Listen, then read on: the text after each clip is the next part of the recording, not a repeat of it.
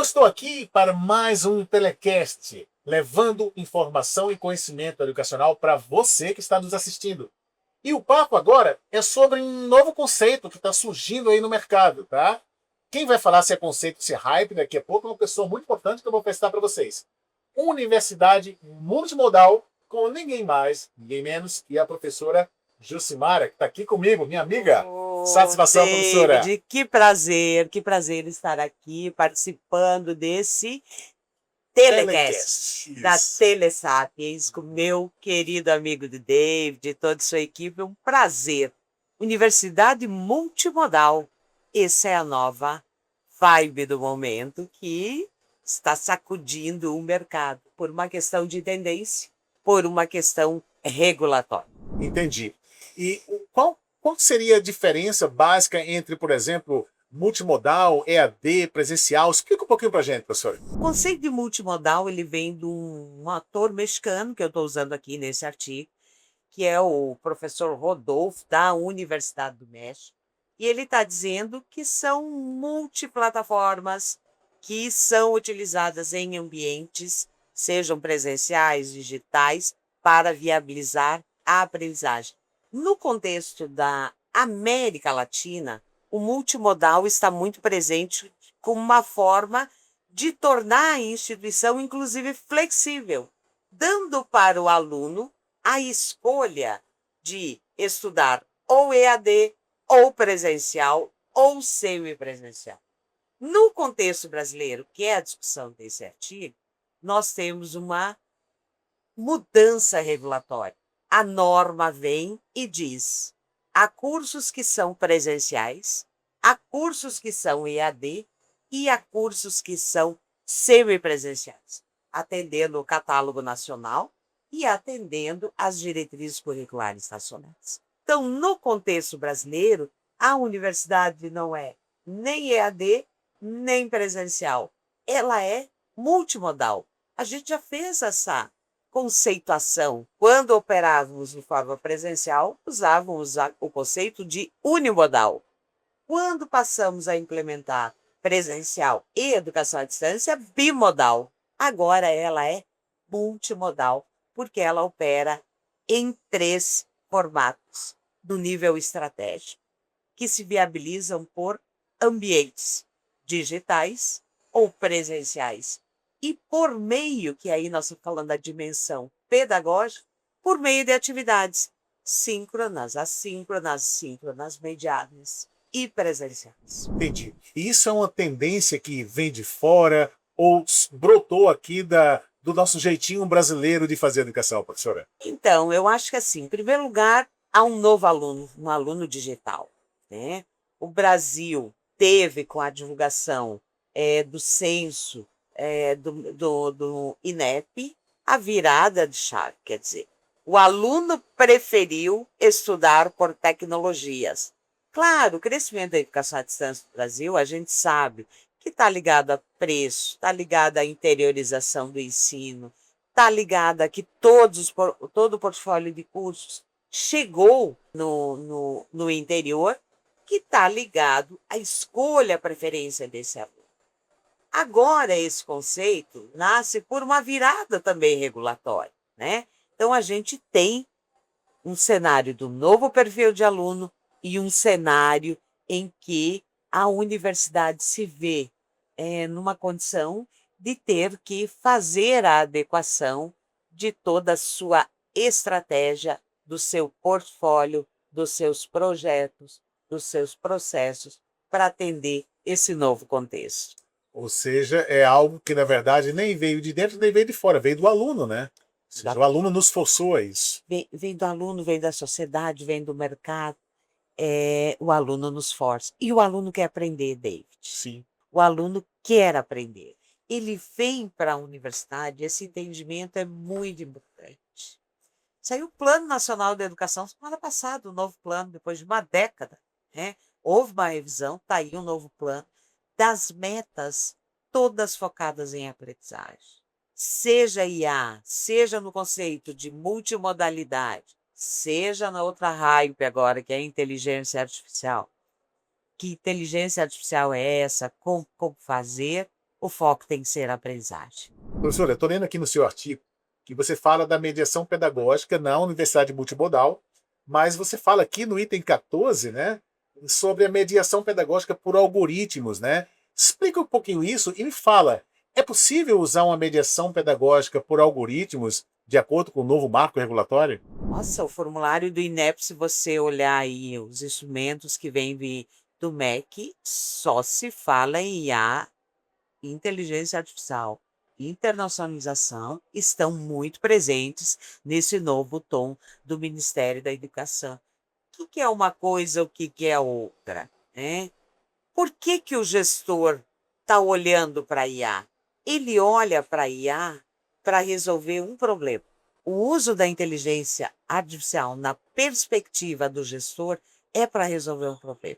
Esses problemas estão relacionados a mediação, redução da evasão, aumento da satisfação. Quando a gente está falando de mediação pedagógica ou mediação algorítmica, eu estou falando, basicamente, de usar o dado para tomar decisões relacionadas à aprendizagem.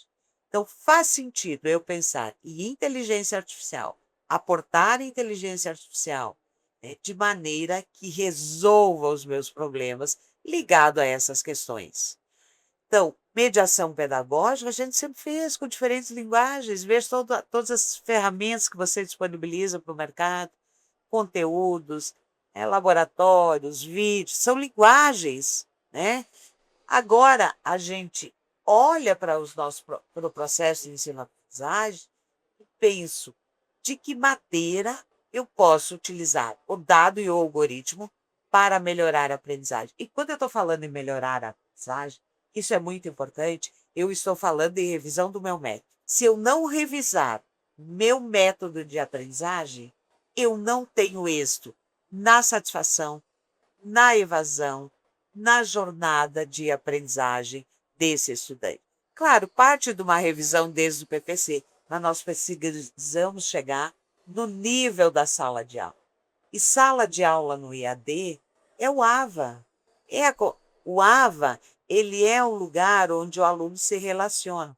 Então, falar em mediação pedagógica e mediação algorítmica, a mediação algorítmica, ela te ajuda a buscar dados, entender esse aluno, entender os problemas, mapear os problemas e redirecionar.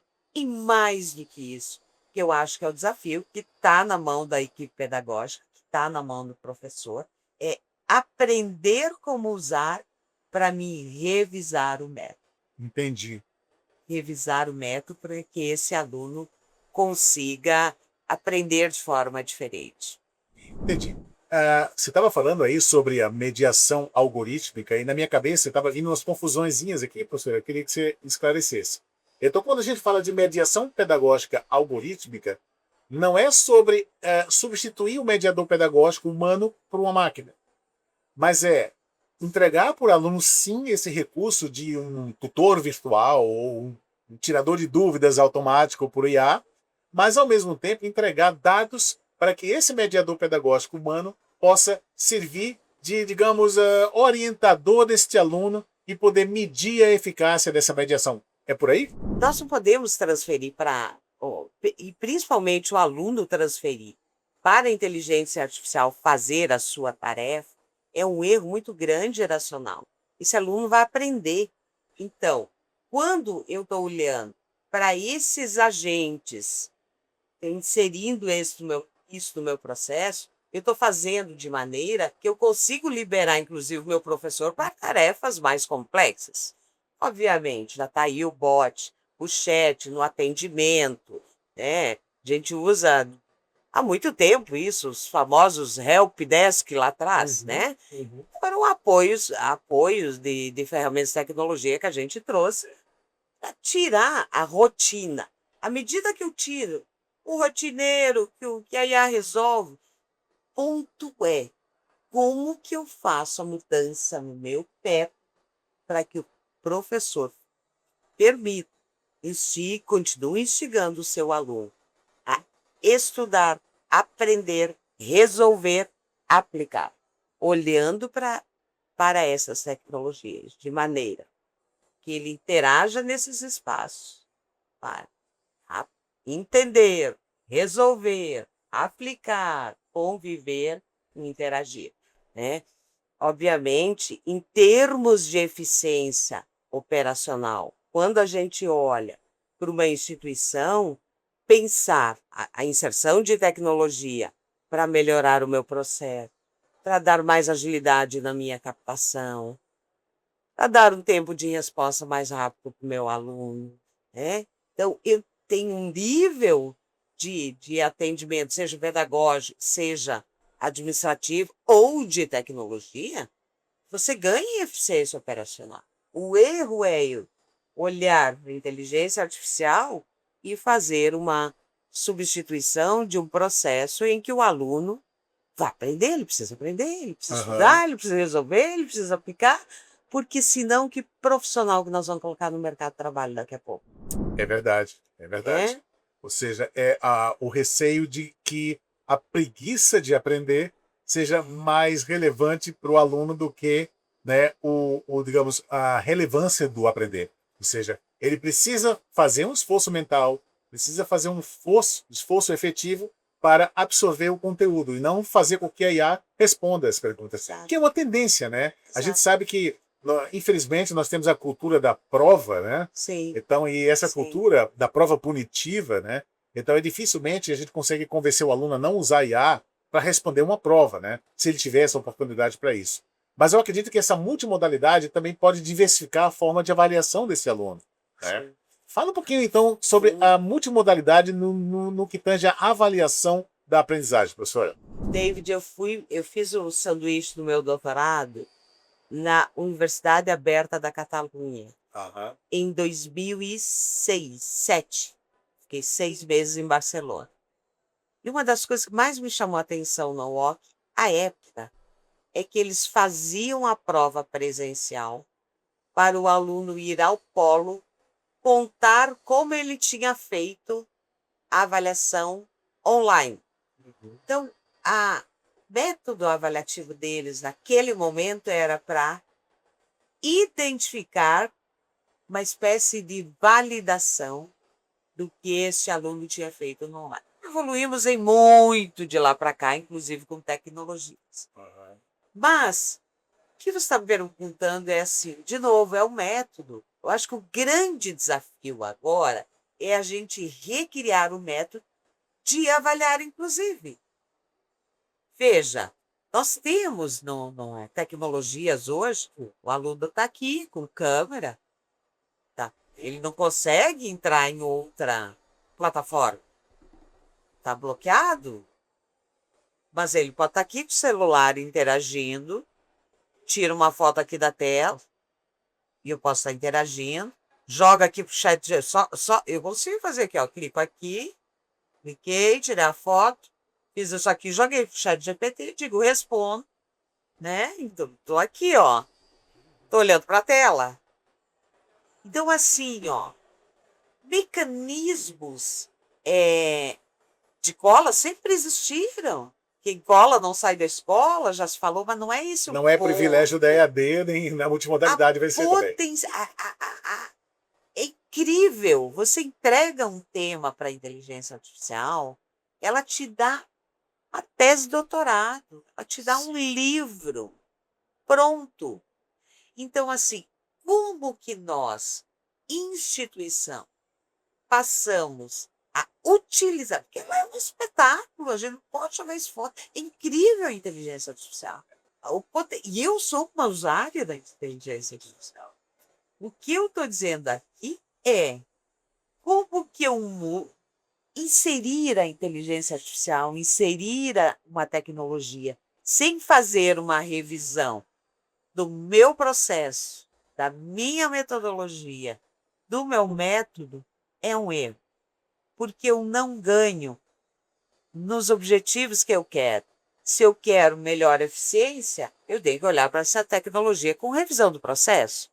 Se eu quero melhor aprendizagem do aluno, eu tenho que olhar para isso e falar de governança, capacitação dos professores, Ontem, a palestrante da Universidade de Tennessee, que abriu aqui, deu exemplos ali no auditório de meu anel é com IA, meu esmalte é com, né, tecnologia. Mostrou para a gente e ela disse uma frase simples. O que tem no celular tem mais tecnologia que da época que a primeira foguete foi para a Lua. E a gente não sabe usar. A gente já sabe disso, mas o aluno sabe usar. Então, pensar nisso tudo não é pensar em tecnologia, é pensar no mindset, que também é da equipe administrativa, também é da equipe que trabalha, e é pensar seguramente como que eu formo esse professor para uma revisão do método. Resultado de ENAD, resultado de IGC, e que são dados hoje que o Ministério da Educação afere a qualidade da aprendizagem, está ligado a método, está ligado. Seja o professor como conteudista, seja o professor como tutor, seja tutor não, né, mediador, enfim, está ligado a método. Concorda comigo, David? Eu super concordo, tá? Super concordo. E olha, nós aprendemos muito na pandemia, né? A gente aprendeu Sim. bastante. Escolas, universidades, faculdades que estavam acostumados só com o presencial tiveram que, de repente, encarar o ensino remoto, né? Trazendo aqueles vícios todos, né, do presencial para dentro do ensino remoto.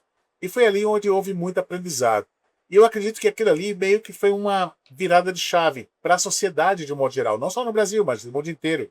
Porque novas tecnologias foram sendo criadas e essas tecnologias hoje estão sendo utilizadas para favorecer esse processo, não só de aprendizagem do aluno, mas como também de avaliação.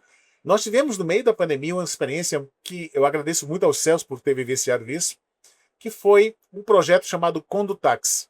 A Telesapiens foi convidada pela Prefeitura de São Paulo para desenvolver um projeto naquela época, porque os condutores de táxi, né, os taxistas, tinham que ser formados presencialmente, só que na pandemia não poderia acontecer.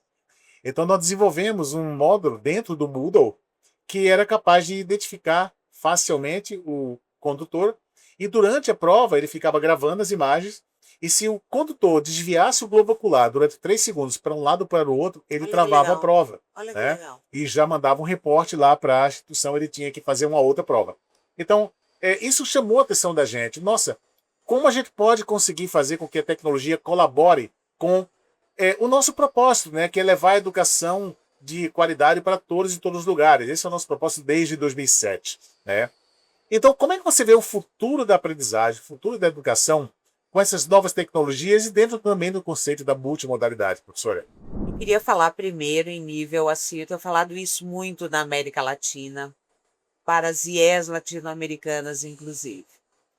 E para as IES brasileiras, nós temos uma estatística, quando você olha o volume de instituições credenciadas no país, acima de 2.000, e você olha o volume de alunos que tem, mais do que metade tem até 500 alunos. Uma instituição de ensino superior que tem até 500 alunos tem alguma coisa errada. Uhum. Elas são instituições, tem instituições de 40, 50, 30 anos que são menores que um polo de educação à distância na sua cidade. Alguma coisa está errada. A conta não fecha. Quando que a conta fecha? Né? E o que está acontecendo nesse cenário? Há um cenário que ela precisa sobreviver. E para ela sobreviver, à medida que o MEC diz assim, enfermagem é só presencial, biomedicina é semipresencial, pode ser semipresencial, né? Ele pode ser presencial. Mas assim, eu tenho aqui se eu pego as top 10, a pedagogia é semipresencial, a educação física é semipresencial, a enfermagem é presencial, né? Então, eu pego as que estão ali top 10, se eu tenho 500 alunos, para onde eu cresço? Como eu cresço? Com que estratégia eu cresço? Seja as que estão mais consolidadas no mercado, seja que estão querendo entrar com uma nova modalidade, não mais modalidade, né, mas um formato, né, para se tornar multimodal, ela precisa olhar isso enquanto estratégia. Olhar isso enquanto estratégia é onde eu vou, com que curso eu vou, com que estratégia eu... E aí, falar de multimodalidade é falar de estratégia. Eu estou pensando no projeto pedagógico que ele é da universidade. Não é mais a educação à distância da instituição A. É o contrário. A instituição A que tem os cursos presenciais, os cursos à distância e os cursos semipresenciais. Inclusive, sempre foi. O MEC sempre credenciou a mantenedora. Então, isso é uma questão muito importante que eu estou discutindo nesse artigo. Falar em multimodalidade é olhar e dizer assim: eu tenho um projeto de curso que, portanto, tem aproveitamento de disciplinas, que tem competências de disciplinas entre eles. Eu tenho um professor que atua nos 3 formatos. Tenho mais a metodologia científica que eu tirei da enfermagem ou do ADS. Eu tenho uma metodologia científica, né? Dando um exemplo aqui, né? Só para nomear. Assim, eu tenho competências que são comuns, que são a base, eu tenho competências que são da área do conhecimento, e eu tenho competências específicas.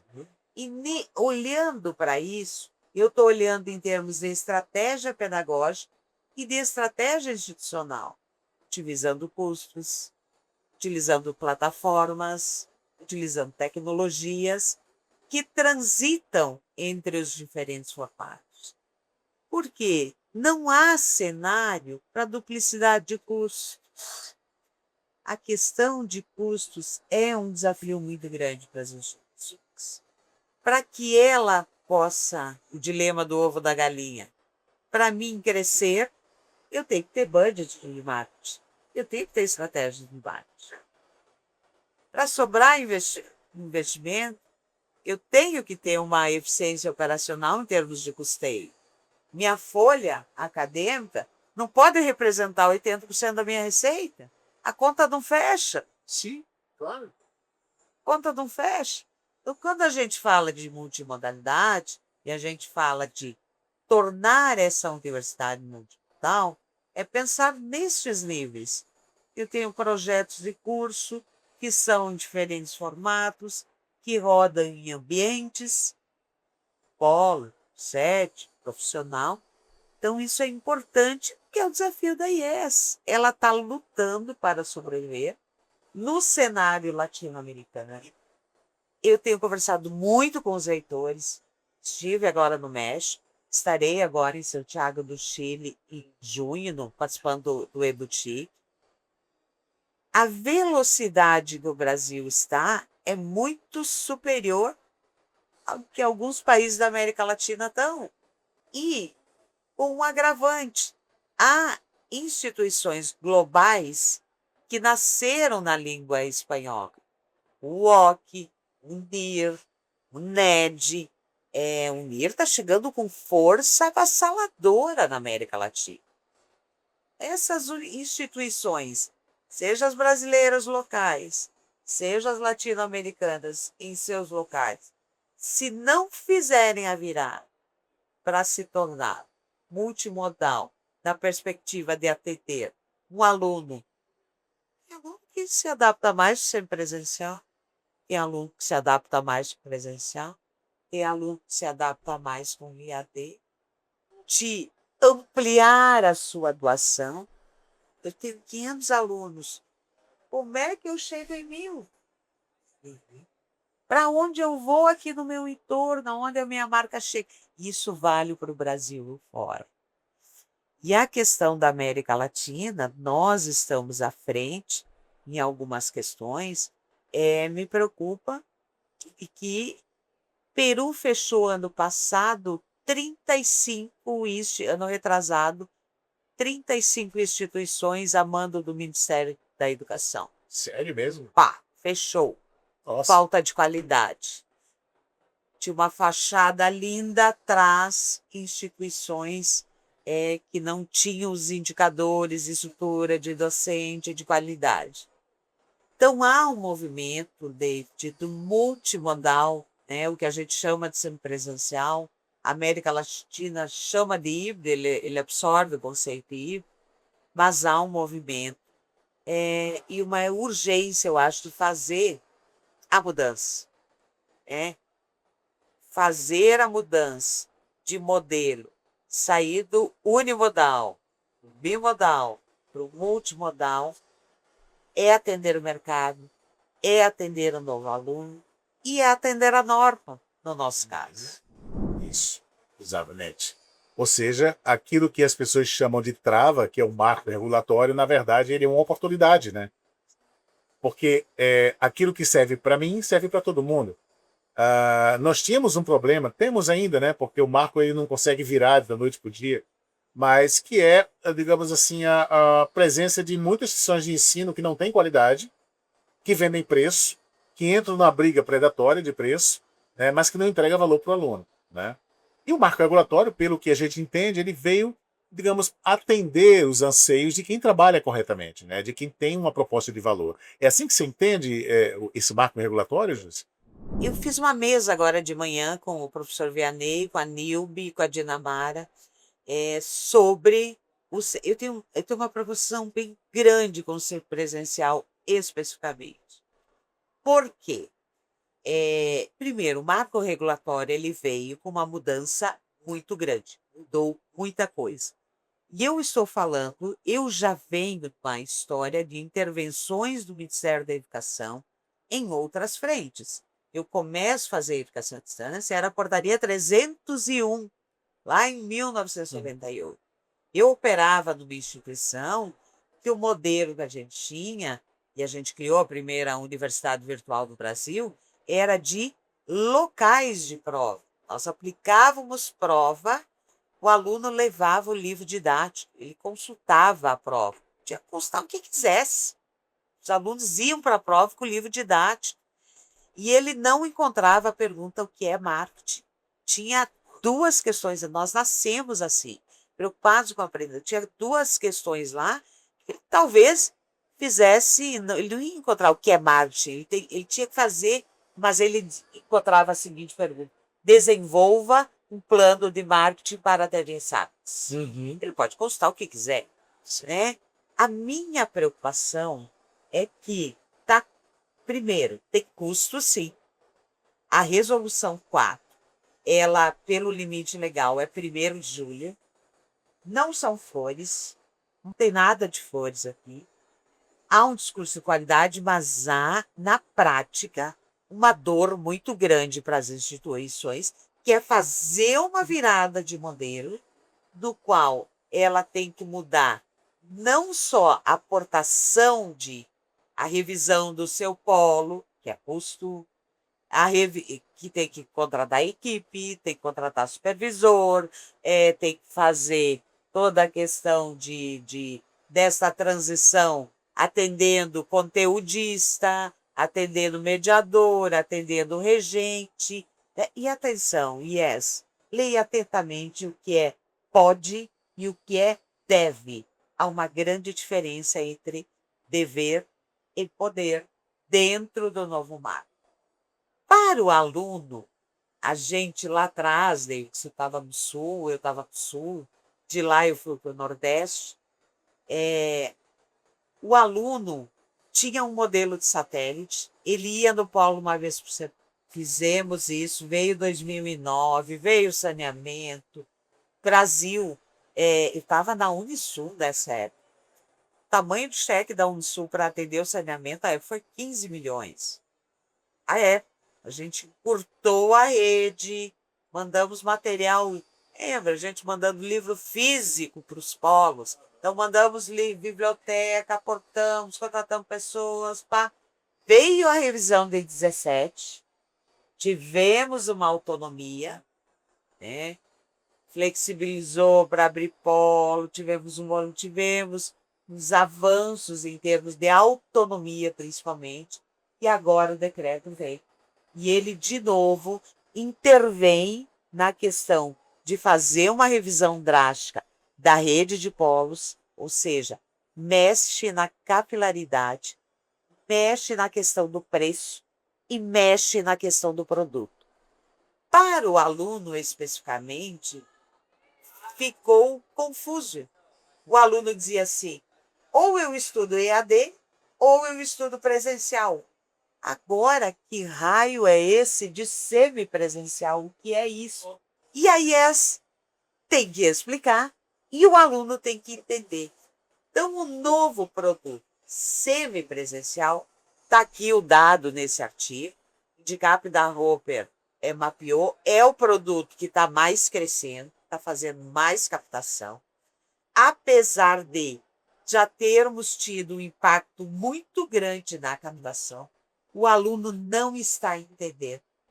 Ele não entende o que é o semipresencial. A IES, atenção IES, você precisa explicar claramente para o seu aluno o que é o semipresencial. Porque assim ele vai no polo uma vez por semana. Bom, lá atrás a gente dizia, ele vai ao polo uma vez por semana para assistir aula. Mas nós vamos levar o aluno para assistir aula, toda a boniteza, né, que a gente fez de tornar os ambientes virtuais de aprendizagem comunitários, os materiais de vocês são fantásticos, interativos, super produzidos, ele interage, ele estuda sozinho. O que ele vai fazer com o polo? E o que fazer no polo? E o que fazer num ambiente profissional tem que ser uma boa experiência. Sim. Se a experiência for ruim, ele vai embora, a evasão pode aumentar em vez de diminuir. Sim, sim. É como eu costumo dizer, o aluno precisa de um bom motivo para pegar um metrô em São Paulo e ir até uma escola, ir até um polo. Saindo do trabalho. Não para assistir aula. Assistir aula ele pode assistir em casa. Então, o desafio, eu ando preocupada, tenho ajudado as instituições a fazer essa aplicação regulatória, olhando para a legislação. Eu usei no webinar a frase teodolito regulatório, que estava construindo um prédio do lado da minha casa, estão aí, do lado da minha janela, e eu olhava aquele teodolito, e eu dizia, é um teodolito regulatório. Quando você olha os percentuais, você tem que é 10 aqui, 10 ali, é 20 aqui. Nanana. Na saúde, os tecnólogos não é 40-20, é 50. A saúde nos tecnólogos é 50. Então, já começa o entendimento do que é que o decreto, a resolução, a portaria diz sobre este percentual, porque é em cima da carga horária. O impacto é grande, sim, para a IES, o impacto é grande para o aluno, e para o aluno especificamente, a minha preocupação é, inclusive, em termos da nossa interiorização do ensino no Brasil, que é uma coisa espetacular. 75% dos municípios do Brasil, dado do IBGE, tem até 25 mil habitantes. O Brasil não é o Brasil das capitais, um agravante que você diz, né? Como é que um aluno de São Paulo pega o metrô para ir para o polo depois de ter saído às 4 da manhã, É verdade, né, para ir para o polo? Então, assim, tem essa questão de ter muitos polos e muitas instituições preocupadas de como é que eu faço para essa conta parar de pé. Voltamos para um modelo que, se eu atendia um aluno de um polo, mais um aluno daqui, mais um aluno daqui, instalava ele aqui, no modelo semipresencial, eu volto a fazer conta de aluno por curso turma. Né? Curso turma inicia ou não inicia. Né? Então, acho que são essas preocupações. O semipresencial, como disse, não é um reviver do que a gente fez lá atrás. Não é um EAD com teleconferência e videoconferência. Não é isso, porque o aluno de hoje não é aquele aluno. Se ele tiver uma experiência ruim na escola ou no ambiente profissional, ele vai. Não sai embora. Sim. E eu vejo, professora, uma oportunidade de ouro dos educadores finalmente colocarem em prática termos que a gente tem na literatura científica da área de educação, como sala de aula invertida, aprendizagem baseada em problemas, né? A gamificação da aprendizagem. Então, isso tudo não só pode, como deve ser feito para justificar que o aluno possa se locomover até um polo, não é verdade? David, eu tive em 2016 na Universidade Minerva, na Califórnia. Fiz o tour lá da Califórnia, 2016. Eu lembro que eu cheguei na Universidade Minerva, que à época era uma referência, e eu se onde estão os conteúdos, eu quero ver a fábrica de conteúdos de vocês. Eles mostraram para a gente, a comitiva que estava, o professor faz um guia, o que a gente chama de trilha de aprendizagem hoje, baseado em competência. Então, assim, ó, falar em metodologia ativa, concordo 100% contigo. Nós estamos dando esse discurso de metodologia ativa há quanto tempo? Quanto tempo? Décadas. Antes da pandemia. Antes Sim. da... 20 não, vai para o conselho, do conselho tem que aprovar. Aí chega o professor boicota. O professor boicota, ele continua dando aula tradicional e boicota por vários motivos. Que desconhece, porque não se atualizou, porque não capacitou, porque tem receio de implantar uma metodologia diferente. Aquele aluno de 20 anos atrás não é o aluno de hoje. A diferença de hoje é que esse aluno é digital e ele é autodidata também. Ao mesmo tempo que a gente estava dizendo antes, tem um risco aí desse aluno estar transferindo seu aprendizado para IA, à medida que ele entrega um trabalho, pega pronto, e não estuda, não interage, não, né? É um problema que, sim, eu acho que competências, metodologias ativas, para que haja a sala de aula invertida, né, para que haja uma experiência onde, em algum lugar, ele vai conviver, em algum lugar, ele vai resolver, em algum lugar, ele vai entender, em algum lugar, ele vai conhecer. Quando eu faço esse mapa, ele está aprendendo. E aí, a IA pode ser um lugar que vai ajudá-lo a resolver. Sim, sim, sem dúvida alguma, sem dúvida. Ou seja, estamos entrando num admirável mundo novo, né?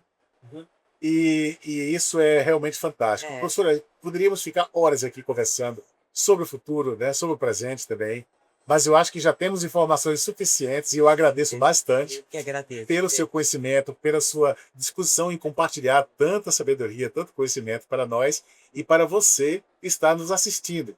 E é com muita honra aqui, muito prazer e gratidão que eu agradeço e me despeço da professora Jucimara e convido já para outras oportunidades que nós teremos, com certeza, para difundir esse conhecimento sobre educação, que é o que há de mais valioso em nossas vidas, porque é assim que nós vamos construir as próximas gerações, não é isso, professora? Verdade. David, muito obrigada assim, pela oportunidade de estar aqui conversando contigo, que também é uma referência para todos nós, né? É uma pessoa muito querida, com muito conhecimento e que está sempre conosco aí em vários projetos, em várias parcerias. É uma alegria, agradeço demais, só gratidão. A recíproca é verdadeira.